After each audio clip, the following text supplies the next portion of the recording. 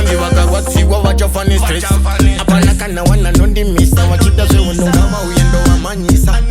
Tini wani yanovazvimbisa apa vatane kuzvimba vane mazvimbiswa.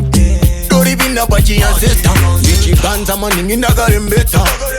Funza kana vekuzengesa ndirishapungaresa ndovateta. Iwe vachapamhanya saka mapiriyati ndovura umese bhutu yakoriyati. Iwe echena ndiwanze masasi tosera ndepabasa ndibatike maskati. Tosera ndiri mumasango njipanda iva noswera papeso chitatu. Vari kusama vari kutatsa undipasa saka madovoresereka ndimamzekoti. Pakudiwa vakatrena kwete vakutrena vari kudzidzira shuwa ndingavapedzera.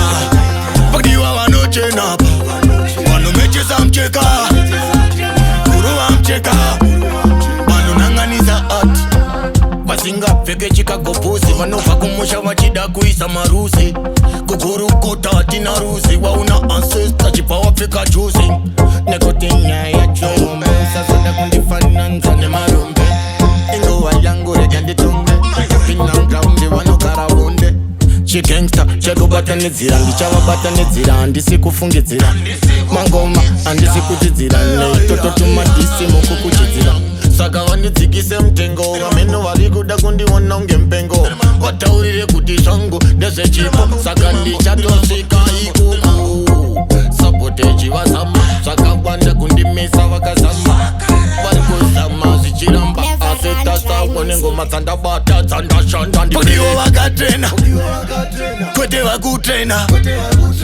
vari kudzidzira shuwa ndingavapedzera.